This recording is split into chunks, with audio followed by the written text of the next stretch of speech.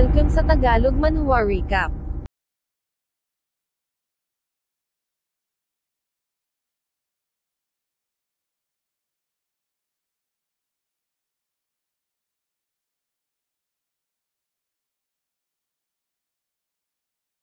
Sa loob ng airport ay nagtanong si Kuroki kung saan sila pupunta.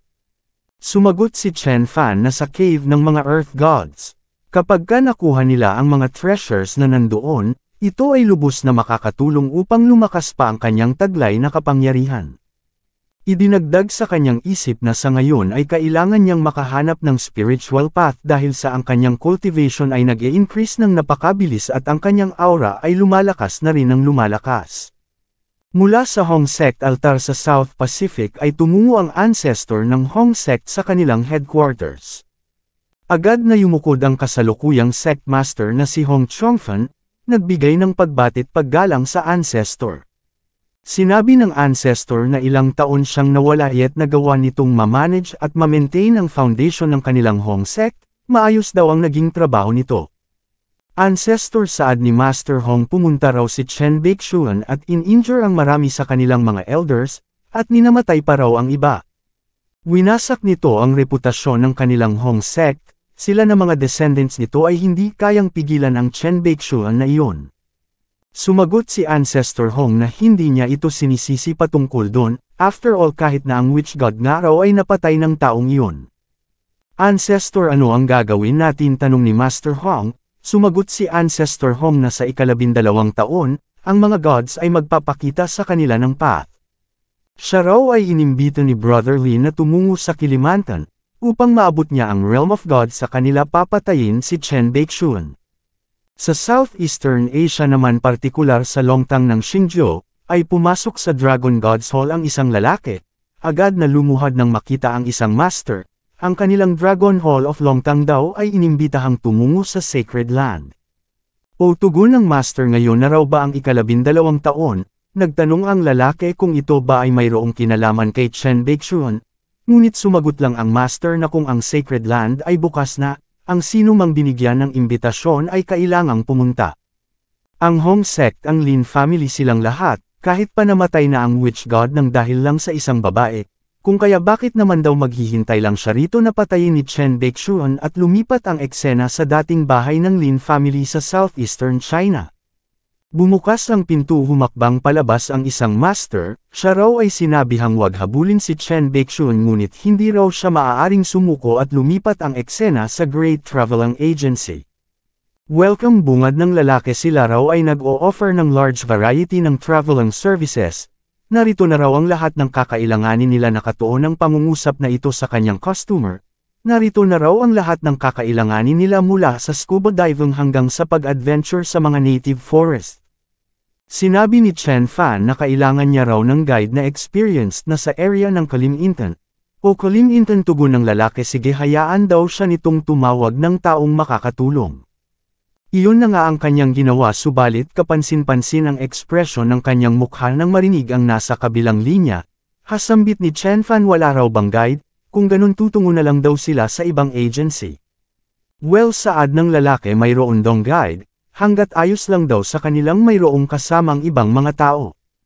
Ibang mga tao patanong na sambit ni Chen Fan, oo tugon ng lalaki mahirap dong maghanap ng guide sa kasagsagan ng tourist season, ang lahat daw kasi ay nakabook na, ngunit ang iba ay hindi pa raw nakakaalis kaya hanggat ayos lang sa kanila na mayroon silang makakasamang ibang tao, mabibigyan niya sila ng guide. Fine tugon ni Chen Fan at idinagdag sa kanyang isip na after all ang kailangan niya lang naman ay mayroong makakapag-guide sa kanila patungo sa lokasyon ng Kalimintan. Kapag nakarating na sila doon maaari na raw silang humiwalay sa iba. Idinagdag ng lalaki na ang guide na ito ay isa sa mga tao nila na pinaka-experienced sa area ng Kalimintan. Marami raw itong kaalaman pati na patungkol sa mga secrets ng Kalimintan. Ganun pa man mayroon dong napaka-powerful na babae na makakasama nila sa trip na ito, hindi raw sila maaaring makagawa ng anumang rude na bagay, baka ma-punish sila. Isang powerful na babae pagtataka naman ni Chen Fan, oo tugon ng lalaki ito raw ay isang nirerespeto na cultivating genius, hindi raw sila maaaring maging rude sa harap nito. Isang cultivator patanong na sambit naman ni Kuroki, at idinagdag ng lalaki na ito raw ay isang babaeng mayroong hawak na mataas na status sa area na ito. Ilang sandali pa ay na-meet na nga nila ang sinasabing babae.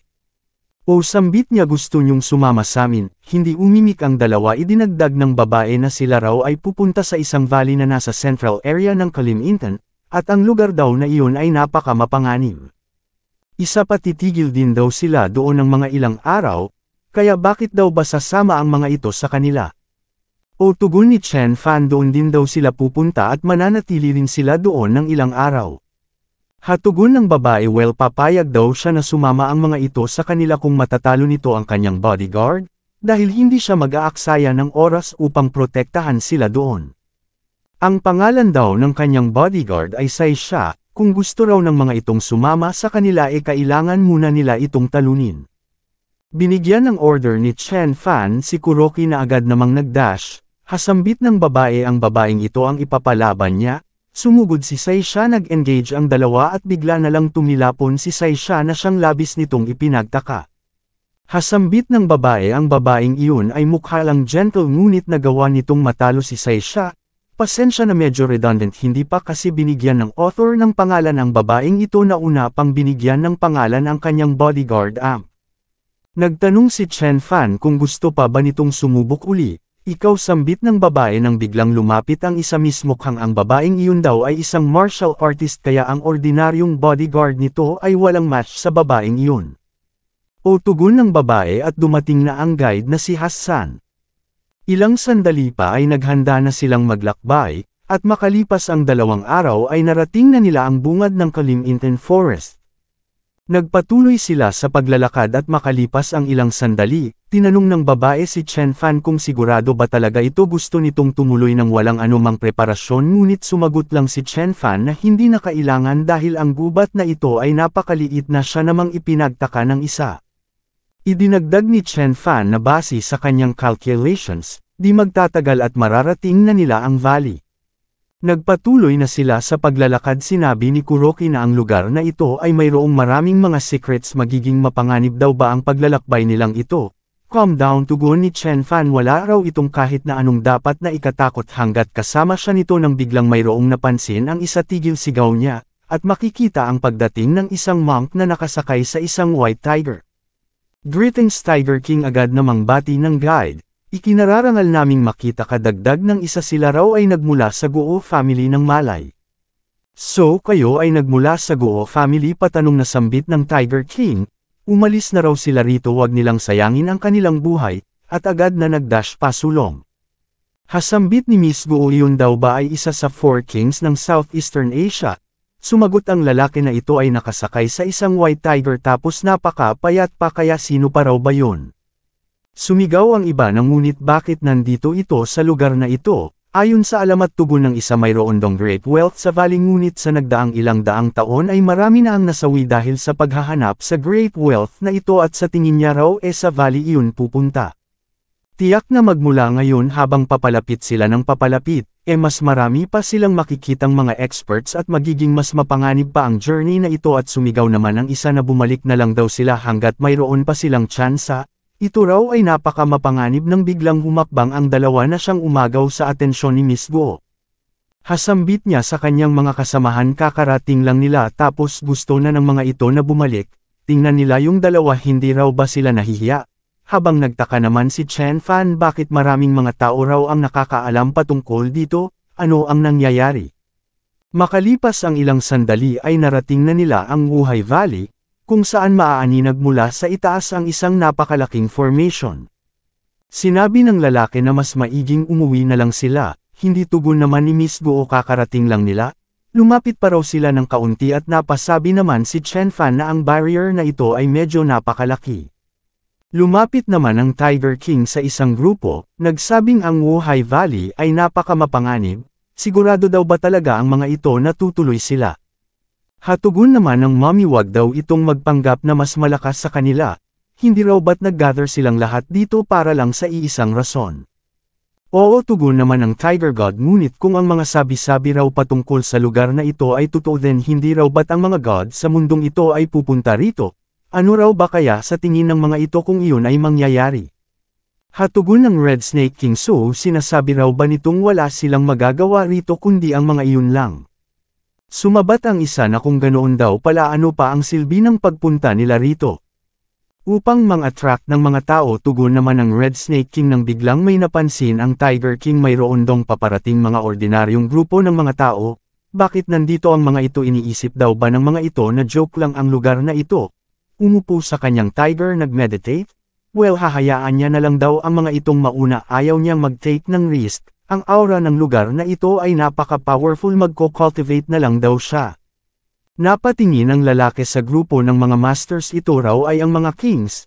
Narito ang Tiger King at ang Red Snake ng Ancient Thailand, at marami pang ibang malalakas na mga tao. This sucks, sambit naman ni Miss Guo sa kanyang isip, makikitang nasa hulihan ang dalawa. Hasambit ni Chen Fan, mukhang ito na raw ang lugar, sabay dash at angat sa kanyang kanang kamay. Since wala rong susubok siya na ang mauna. Nagcast siya ng isang skill at huminga ng malalim, sinimulang i-analyze ang structure ng barrier. Hasambit ni Miss Guo, napatanong sa kanyang isip kung ito ba ay naghahanap ng kamatayan. Ano ang ginagawa ng batang iyon? Pasigaw na tanong naman ng Red Snake King, at nagulat ang lahat sa kanilang nakita. Ikaw, ano, gusto mo bang mamatay? Sigaw pa ng Red Snake King. Nagtanong si Miss Guo kung may iligtas ba nila ang taong iyon. Mistugon naman ng isa, ito raw ay patay na wala na silang magagawa pa. Nang biglang tumawa si Chen Fan, so ang barrier daw pala na ito ay binubuo ng 3 layers, lumingon at nagtanong kung ano ang kailangan nila. Napabuga ng apoy ang ahas, sa takot nagpumiglas na siyang naging dahilan upang mahulog ang Red Snake King, na siyang ikinagulantang nito. Napatanong kung ano ang nangyari. Ano? Natakot ang Red Snake, gulat na sambit ng isang master. Iyon ay isang ordinaryong tao lang, hindi ba? Dagdag naman ng isa pa nang biglang may napagtanto ang Tiger King. Nagbaw siya raw ay nagbibigay ng pagbatit paggalang kay Chen Baixuan, at ganoon din ang ginawa ng iba pang mga masters. Ano ang nangyayari? Patanong na sambit naman ni Miss Guo, o tugon naman ng isa pa, ano raw nangyaring hindi niya ito napansin. Ang apelyido nito ay Chen at mayroon itong kasamang malakas na servant. Sino pa raw ba ito kundi si Chen Baixuan? Sinabi ni Chen Fan sa Red Snake King na hindi raw ba't sinabi nitong siya ay naghahanap ng kamatayan. Iyon ay isa lamang pagkakamali, pakiusap, patawarin mo ako, tugon ng Red Snake King. Nagbabalak na umatake ang kanyang alagang ahas, kaya syempre alam na. Sinabi ni Chen Fan na pinatay niya ang ahas nito dahil nang ahas itong atakehin siya. Siguro naman ayos lang yun sa kanya, hindi raw ba? Ayos lang, tugon ng Red Snake King. Siya raw ang nasa mali, at idinagdag sa kanyang isip na hanggat buhay lang siya, sino raw ba ang may pake sa ahas na yon? Ngayon, tugon ni Chen Fan, sa lahat may tutol daw ba sa kanila kung mauuna na siyang tumungo sa barrier ngayon? Wala, master, sigaw ng iba. Ito raw ay nakatayo sa peak ng martial arts. Sino pa raw ba sa mga narito ang mas qualified kaysa sa kanya? Nagtanong si Chen Fan sa Tiger King kung may alam ba ito sa secret, at idinagdag sa kanyang isip na hindi raw ba't dapat ang area na ito ay secret. Sumagot ang Tiger King na ilang araw na ang nakararaan. Ang rumor patungkol sa lugar na ito ay kumalat, kaya nang marinig niya ito, siya ay pumunta rito. O tugon ni Chen Fan, so mayroon daw palang nagsadyang magpakalat ng impormasyon patungkol sa lugar na ito. So narito na pala si Chen Baixuan, sambit ng isang boses. Nagland sa harap nila, nag-crack ang lupang binagsak kanya. Sino? Katanong ng isang master sa kanyang pagkabigla, at sinabi naman ng isa na ito raw ay ang ancestor ng Hong sect. O sambit ni Chen Fan, pumunta ito rito ng mag-isa upang labanan siya, hindi raw ba ito natatakot? Hatugon naman ni Ancestor Hong, iniisip daw ba talaga nitong mangangahas siyang labanan ito ng mag-isa? Hindi raw ba nito nare-realize kung gaano ito kalakas? Sinadya niya rong magpakalat ng mga rumors patungkol sa lugar na ito upang ilure ito rito. Sa tingin daw ba nito kaya nitong harapin ang ilang kalaban ng sabay? Maririnig ang malakas na tunog ng pag-ikot ng rotor blade ng isang helicopter. Hasigaw ng mga masters, ito raw ay helicopter ng Special Forces. At nagtanong si Master Hong kung bakit na late si Zai Xiong. Hatugon naman ni Master Zai, nagcast ng kung anong spell, lumutang tila pinatigas ang hangin. Matagal daw siyang nawala, kaya pinuntahan niya raw muna ang kanyang family. Maaaring siya raw ay late, ngunit kahit na ganun pa man, nakarating siya rito nang hindi pa nagsisimula ang mga bagay-bagay. Agad namang nagbigay galang ang kasama ni Miss Guo. Siya raw ay si Zai Jingtang, descendant ni Longtang Zai. siya raw ay masayang magkaroon ng pagkakataong makapagbigay ng pagbati sa Dragon Master. Napaiyak lumuhod, ikinararangal niya raw ng lubos na makita rito ang kanyang ancestor. Ngayon maaari na raw siyang mamatay ng walang panghihinayang. "You fool," sigaw naman ni Master Zai, gumising daw ito. Ngunit sinabi lang ni Chen Fan na ang power nito ay napakababa. Sa tingin daw ba talaga ng dalawang ito may panama ang mga ito sa kanya, siya ay isang god, ang mga ito raw ay katawa-tawa. Nang biglang dumating ang isa pa sakay ng isang espada, wag daw nitong kalimutan ang patungkol sa kanya. Hasambit naman ng Red Snake King, ito raw ay set up upang ilure si Chen Baekhyun. Ito ay parang fairy tale, sambit naman ni Miss Guo. Lin Bao patanong na sambit ni Chen Fan ano gusto rin itong makipaglaban sa kanya, ngunit sumagot lang si Lin Bao na hindi raw deserve ni Chen Baekhyun na makipaglaban sa head ng kanyang family, siya lang ay sapat na upang harapin ito. Master Ped ang sambit ni Ancestor Hong, Chen Baekhyun dagdag naman ni Lin Bao kapag ka ito raw ay nanumpa sa harap niya ngayon na hinding-hindi nito kakalabanin ang kanyang family, spare niya raw ang buhay nito. Kung hindi, dagdag naman ni Ancestor Hong sabay release ng chi, kung hindi iwag daw sila nitong sisisihin sa kung ano ang mangyayari. Tumingin si Chen Fan kay Master Zai, nagsabing maaaring siya raw ay nagkaroon ng dispute laban sa Hong sect at Lin family, ngunit ito, siya raw ay walang anumang problema sa family nito, kaya bakit ito nandito? Sumagot si Master Zai na ang kanyang mga alay ay pumunta kaya kailangan niya ring pumunta upang tulungan ang mga ito.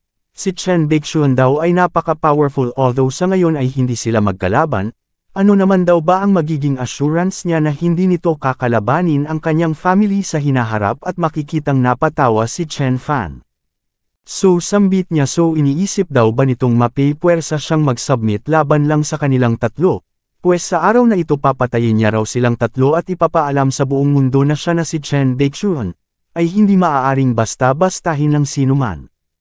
Ikaw, sambit ni Master Zai, napakayabang, dagdag ni Ancestor Hong, at sinabi naman ni Lin Bao na sa araw na ito ay mamantsahan niya ng dugo nito ang kanyang espada. Sumugod na ang tatlo na siyang ikinagulantang ng iba, masama ito, kailangan na nating umalis dito, sambit ng Red Snake King. Misigaw naman ni Mr. Zai, kailangan na raw nilang umalis dito ngayon din dahil once na magsimula na ang laban, mamamatay sila rito, at inutusan naman ni Chen Fan si Kuroki na sumama sa mga ito. Aasikasuhin niya raw muna ang tatlong ito bago sila tumuloy sa Cave of Gods. Napaligiran ng tatlong dambuhalang tornado si Chen Fan. Chen Baekhyun, sigaw ni Ancestor Hong, dapat magkaroon daw ito ng sense of pride at maging masaya dahil ito ay ang pangalawang tao na nakalaban silang tatlo ng sabay pagkatapos ni Ye Qing.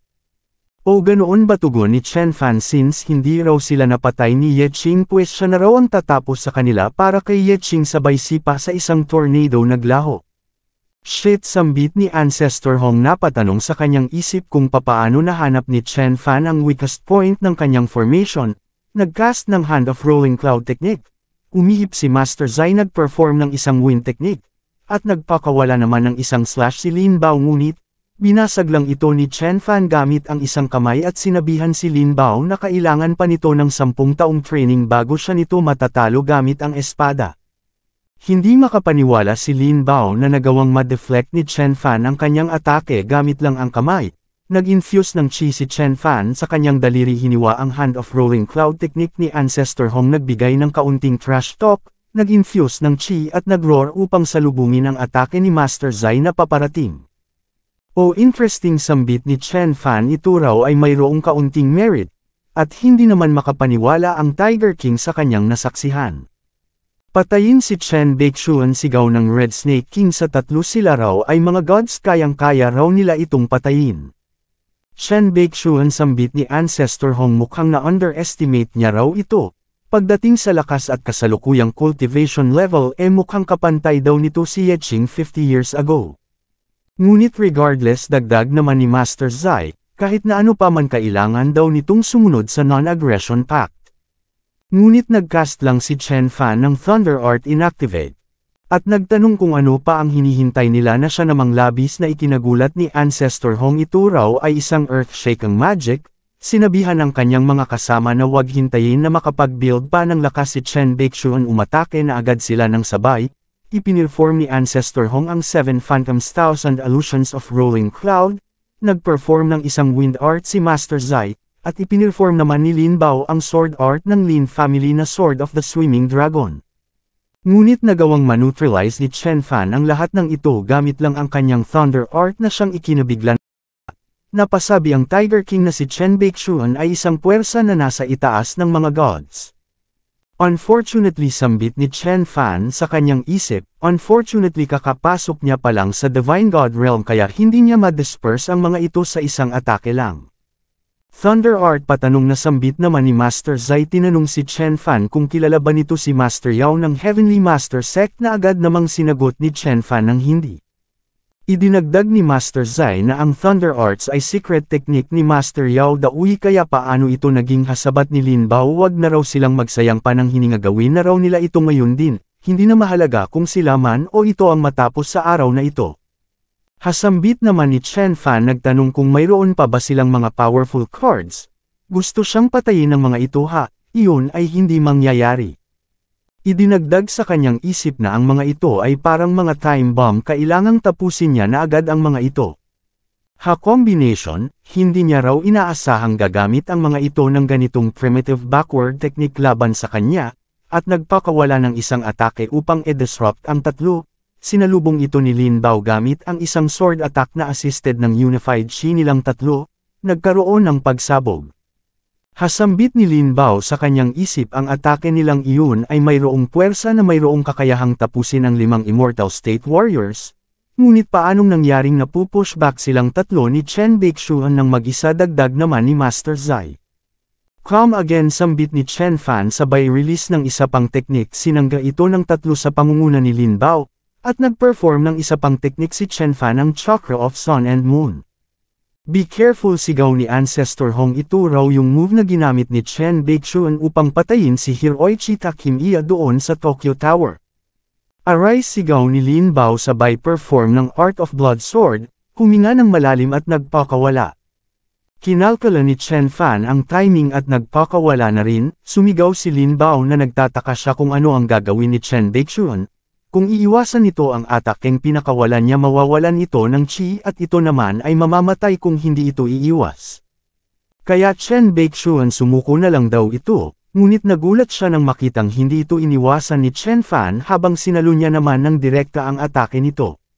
Napasukan ng dugo na patanong kung bakit hindi ito iniwasan ni Chen Baixuan hindi raw ba ito natatakot na mamatay, ewan ko sayo ikaw rin naman.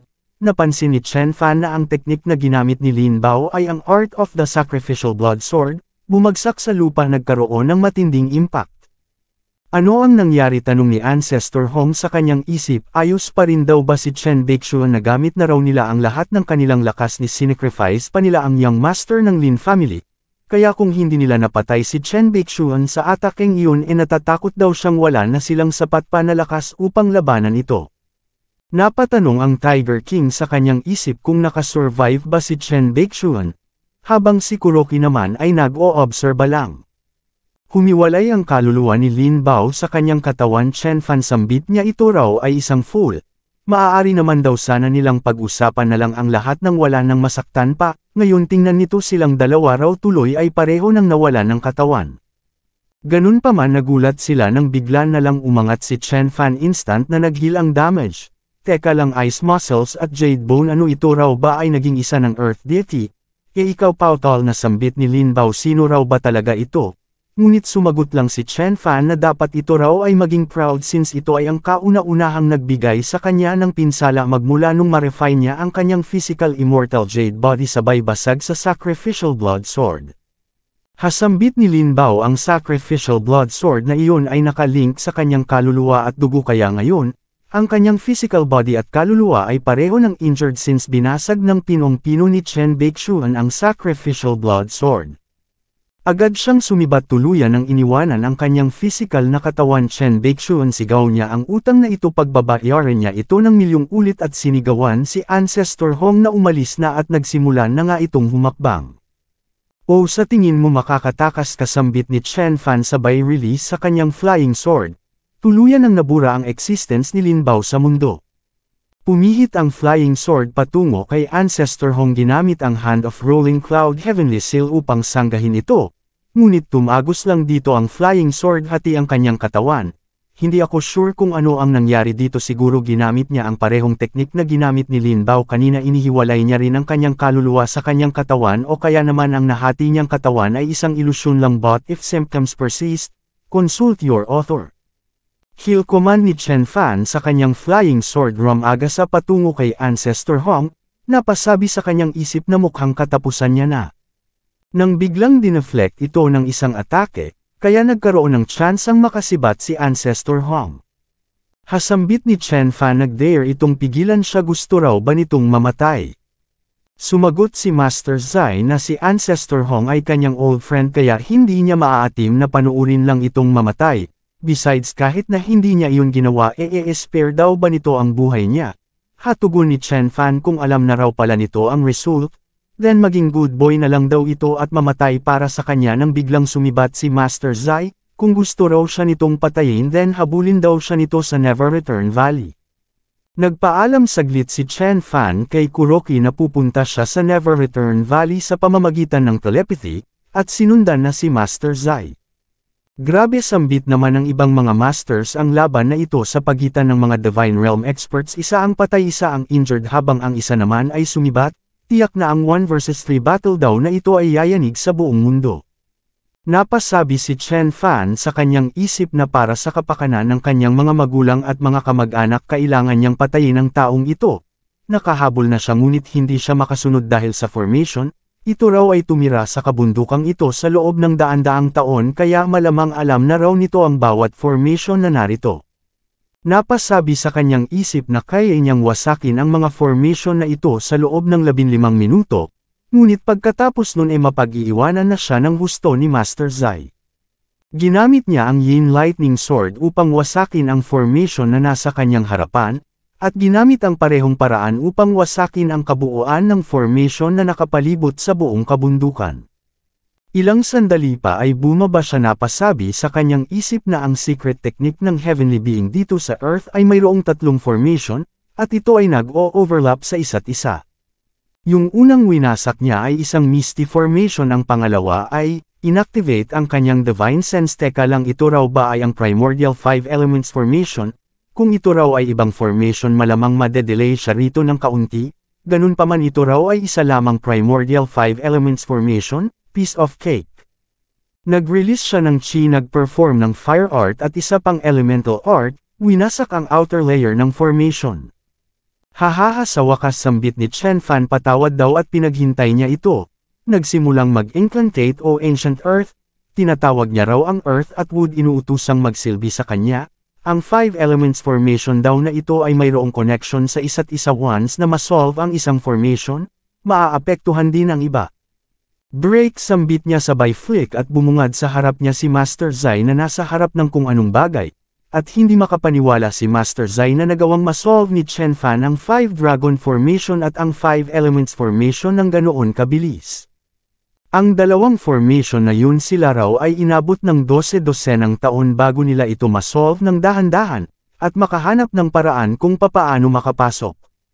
Ganun pa man si Chen Baixuan, nagawa niya raw itong masolve sa loob lang ng less than 15 minutes, at nagawa nitong makapasok sa lugar na ito. Hasambit ni Chen Fan, malamang kung sila ay aabutin ng 12 dosenang taon bago ito masolve, ngunit para sa kanya, ito raw ay baliwala at napatingin sa bagay na nasa likod ni Master Zai. So ito raw ba ang pangatlong formation? Ang master ng stone plate na ito ay, sinabi ni Master Zai na ang stone plate na ito ay pag-aari ng huling heavenly being dito sa mundo ng Huaxia, at ang huling formation na ito ay ang Swords Formation. Ang huling mysterious heavenly being dito sa Earth na isang swordsman ay gumamit ng 9 ripe flying swords upang kalabanan ng kabuuan ng Huaxia. Lumalabas na mukhang ito yung nilalang na nagmamay-ari sa spatial gourd na nasa posisyon ngayon ni Chen Fan. Idinagdag ni Master Zai na kung gustong masolve ni Chen Fan ang formation na ito, dapat at least ito raw ang 9 Divine Realm Martial Artist. Ganun pa man, paano raw magkakaroon ng ganoon karaming ganoong uri ng Divine Realm Martial Artist sa mundong ito? O ganoon ba, tugon ni Chen Fan, at idinagdag sa kanyang isip na ang 9 ripe flying swords na yon ay nag-uumapo sa sword chi. Ang umabot ito ng 1,000 taon nang hindi pa rin nagpapakita ng sign ng pagka-road, nang biglang may napagtanto si Chen Fan. Teka lang, ang sword nursing gourd daw na ito na nasa kanya ngayon ay pag-aari ng isang mysterious heavenly being swordsman, hindi raw ba kaya na hinawakan niya ang gourd at inactivate ang sword recall technique? Nagkaroon ng reaksyon ang mga flying swords na nakabaon sa tablet, at lumipad pabalik sa gourd.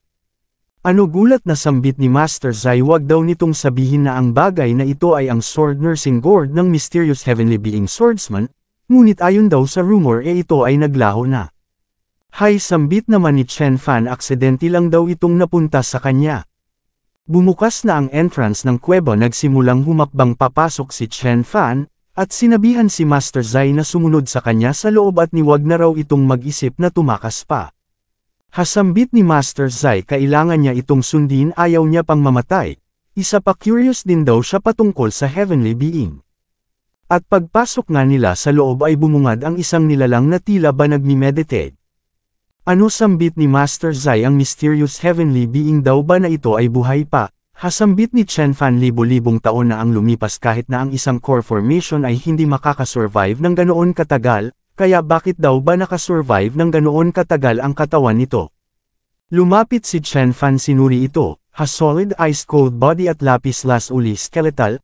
Ito raw ay indestructible sa loob ng libo-libong taon, ngunit ang kaluluwa nito ay matagal nang naglaho sa mundong ito.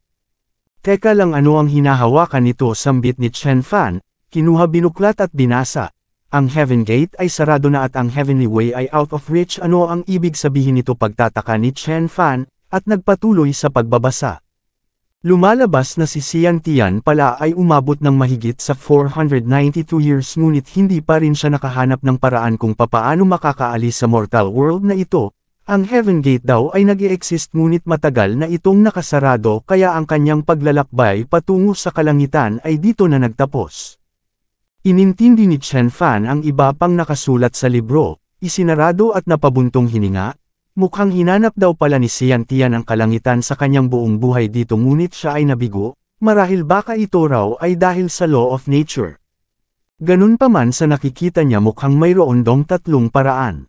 Una ay ang hanapin ang kaluluwa ng mysterious heavenly being swordsman na si Xian Tian at tanungin kung nasaan ang lokasyon ng Heavenly Gate at buksan upang makatapak siya sa Heavenly Way. Pangalawa ay ang itulak papaangat ang kanyang cultivation patungo sa core formation, maging defiant sa law ng universe na ito, at lumipad ng direkta palabas sa planetang ito, ngunit ang paraan daw na ito ay napakahirap na gawin. Ganun pa man, mayroon pang pangatlo. Iyon ay ang maghintay siya ng 10 taon pa hanggang sa dumaan ang kanyang master sa planetang ito at kunin siya.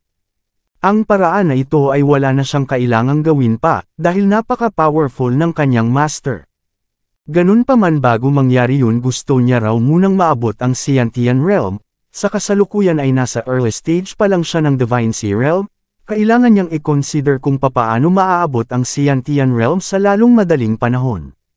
Napatingin sa libro, marahil ang 9 sword technique daw na ito ay useful kay Lin Xiuming at sa iba pang mga experts dito sa Earth na naabot na ang Divine Realm, ngunit para sa kanya ito ay isa lamang cheap at useless na technique. Hasambit ni Master Zai, sa kanyang isip ang Ancient Technique Book ay nasa harap niya na ngayon ngunit nasa kamay ito ni Chen Beixuan, paano niya raw ba ito makukuha? Nang biglang sinabi ni Chen Fan na hinayaan niya itong makapasok dito sa loob ng cave upang makita nito ang bangkay ni Xian Tian, ngunit ngayon sabihin nito sa kanya, gusto raw ba nitong manatiling buhay o mamatay? Makikita ang reaksyon ni Master Zai, pakiusap sir, sambit niya, spare daw nito ang buhay niya. Siya raw ay manunumpa rito sa ngalan ng kanyang Divine Soul, siya ay hindi magtataksil, susundin niya raw ang lahat ng sasabihin nito. Good to go naman ni Chen Fan at idinagdag sa kanyang isip na kung ito ay mapupunta sa kanyang side, tiyak na mas magiging ligtas pa raw ang kanyang family sa proteksyon na maaari nitong maibigay. Kung ganun, sambit niya, magkaroon daw sila ng divine contract. Yes sir, tugon naman ni Master Zai, at ganoon na nga ang nangyari. Pagkatapos ay inihagis ni Chen Fan kay Master Zai ang libro, ito raw ay ang kanyang welcome gift, at hindi naman makapaniwala si Master Zai. Master, saad niya talaga raw bang ibibigay nito ang bagay na ito sa kanya? Ngunit sumagot lang si Chen Fan na ito ay isa lamang normal na technique book, Ang kailangan niya lang ay ang loyalty nito at tuturuan niya na ito ng tunay na cultivation method at idineclare ni Chen Fan na magmula ngayon ito na ay ang magiging guardian ng kanyang Baekhyun sect. Ang posisyon nito sa iba niyang disciple ay pareho lang nasa ilalim ng kanyang kapangyarihan. Yes Master, yes Sect Master, tugon naman ni Master Zai. Sect Master, dagdag ni Master Zai, so ang hidden treasure daw pala ni Xian Tian ay hindi totoo, ito ay isa lamang technique book. Hahatugon naman ni Chen Fan, hindi pa raw nito alam. Nagcast ng isang spell patungo sa isang partikular na wall ng cave, at bumungad ang isang paraiso, ito raw ay ang tunay na treasure ng lugar na ito. Isang fragment ng spiritual flow sambit ni Chen Fan sa kanyang isip, ito raw ay ang tunay na spiritual flow. Kumpara sa spiritual flow na mayroon sa Snow Wolf Valley, ito ay 10 beses na mas mayaman. Bukod pa doon, ang loob ng lugar na ito ay punong-puno ng mga medicinal herbs, at ang lahat ng mga herbs na nandito ay mga high-tier spiritual herbs at ang lahat ng ito ay kasing lakas ng Tiantai original fruit. Pumasok na sila at umupo si Chen Fan, sinabihan si Master Zai na gusto niyang mag-spend ng time sa lugar na ito upang mag-cultivate, maging guardian niya raw ito. Yes Sect Master, agad namang tugon ni Master Zai. Thus sa loob ng isang buwan ay naglaho na naman sa physical na mundo si Chen Fan. Makalipas ang isang buwan sa Longhu Mountain ay maririnig ang isang boses na sumisigaw na ang Heavenly Master, ang Grand Master na si Yu Dao Luo ay bumalik na sa mundong ito. Sa Wudang Mountain naman ay lumitaw na rin si Li Changsheng ng Wudang Ancient Taoism, ganoon din ang Absolute King ng Thailand, habang sa Ise Shrine naman ng Japan ay isinilang ang Great Devil God. What the hell, sambit ni Sparrow nang mapatingin sa impormasyon. What the hell daw ang nangyayari sa mundo? Isa-isa na rong nagsilabasan ang mga Divine Realm martial artists. Sinabi ni Advisor Yu na malamang hindi maatim ng mga yon na maupo lang habang pinapatay ni Chen Fan ang ibang mga Divine Realm experts. Ito ay napaka-overwhelming para sa mga ordinaryo lang na mga Divine Realm experts, kaya malamang binabalak ng mga halimaw na itong magsanib puwersa at sa sandaling ito, 3 buwan nang missing si Chen Fan sa physical na mundo. Sa isang tablet ay pinapanood ni Sparrow ang naging confrontation sa pagitan ni Master Hua Yunfeng laban sa isa pang Divine Realm expert. Hua Yunfeng sambit ng isang Divine Realm expert, so ito raw pala ay nakatapak na rin sa Divine Realm. Sumagot si Master Hua Yunfeng na siya ay naging disciple ni Chen Baekhyun, kaya bilang member ng Baekhyun sect binabalaan niya itong tumigil, dahil kung hindi iwag siya nitong sisisihin kung ano ang mangyayari. Ano, sambit ni Sparrow? Baekhyun sect, isang sect na mayroon ng 2 Divine Realm experts? Hindi rin siya makapaniwala na nagawang matalo ni Kuroki ang Absolute King ng Divine Realm, at nagulat din siya nang mapag-alaman ang patungkol kay Shu. Bukod pa doon, napag-alaman niya ring maging ang Medicine Valley ay parte ng Baekhyun sect ni Chen Fan, at ito ay naging isa ng Peel Refining Hall ngayon. Idinagdag ni Advisor Yu na bukod pa doon ang Black Yu sect din daw ay nag-announce na sasali sila sa Baekhyun sect. Kailan pa raw ba sinimulang itayo ni Chen Fan ang napakalaki at napakalakas na Baekhyun sect na ito? Makikita ang ekspresyon ni Sparrow, napatanong sa kanyang isip kung maaari din daw ba kaya siyang makasali sa Baekhyun sect. Sa kabilang dako naman ay nagre-refine ng kung anong peel si Chen Fan sa tulong ng Dragon Cauldron at assistance ni Master Zai. Makalipas ang ilang sandali ay nagkaroon ng matinding reaksyon ang Cauldron. Master, sambit ni Master Zai, ito raw ay hindi isang ordinaryong peel refining, nagbanggit ng kung anong peel refining technique at pangalan ng peel. Hasambit ni Chen Fan, paano nito nagawang ikumpara ang isang divine peel sa isang normal lang na medicinal peel dito sa Earth, nang biglang kumawala ang mga peels mula sa Cauldron. Gumamit ng kung anong technique si Chen Fan upang kunin ang mga ito. Binilang siyam lahat good, very good, sambit niya. Ang akala niya raw ay mga 5 hanggang 6 lang ang maximum. Master, sambit ni Master Zai, ang peel na nirefine nito, ano raw ba ito? Sumagot si Chen Fan na ito ay ang Crimson Fire Divine Peel, isa sa pinaka-precious na peel, isang top-tier divine peel. Ipinaliwanag pa ni Chen Fan ang patungkol dito. Ano, sambit ni Master Zai, ang isang peel lang ay mayroon ng kakayahang lumikha ng isang transcendent state martial artist. Anong klaseng concept ito? Napasabi si Chen Fan sa kanyang isip na sa tulong ng peel na ito maaari niya nang magawa ang mga method na hindi niya magawa noon. Base sa spiritual chi na nasa loob ng spiritual vein, ito ay sapat na upang mag-breakthrough siya patungo sa middle stage ng Divine Realm, ang susunod ay eco-consider niya ang paggawa ng isang protection divine item. Yung atakeng natanggap niya mula kay Lin Bao ay nagsilbing warning bell sa kanya, na siya ay maaaring ma-injure ng isang divine realm expert dito sa Earth. Nagpatuloy sa pag-contemplate si Chen Fan patungkol sa aspetong ito at ilang sandali pa ay sinabi niyang ang 9 Crimson Fire Peels ay sapat na upang gumawa ng isang protective item, though ang malilikha nito ay isa lamang low-grade armor. Forget it, mas mabuti na raw ito kaysa sa wala. Magsisimula na siyang gumawa habang nakapag-decide naman si Master Zai na i-ensayo ang 9 sword technique habang nagko-cultivate si Chen Fan. Makalipas ang 1.5 taon ay nagpatuloy si Master Zai sa pag-practice sa 9 sword technique, ngunit maging sa araw na ito, kaunti pa lang daw ang naging success niya sa pagmaster sa technique nang biglang napansin niyang nagbi-breakthrough na naman si Chen Fan. Bumalik siya sa kinaroroonan ni Chen Fan, at napansin niyang nag-dry out na ang spiritual vein na mukhang na-absorb na ni Chen Fan ang kabuuan nito. Umupo si Master Zai, pinagmasdan si Chen Fan, mukhang ito raw ngayon ay nasa time-stopping realm na. Binuksan ni Chen Fan ang kanyang mga mata at nagtanong kung anong petsa na, ngunit sumagot lang si Master Zai na ito ay nag-cultivate sa loob ng 1.5 taon. Hasambit ni Chen Fan sa kanyang isip, originally binabalak niya rong mag-breakthrough patungo sa late stage ng Divine Realm, ngunit ang nagawa niya lang ay hanggang sa peak ng middle stage. Well, sambit niya since na-fulfill niya na ang kanyang purpose na mag-cultivate sa lugar na ito, ngayon oras na raw upang lumabas sila at ganoon na nga ang ginawa nila.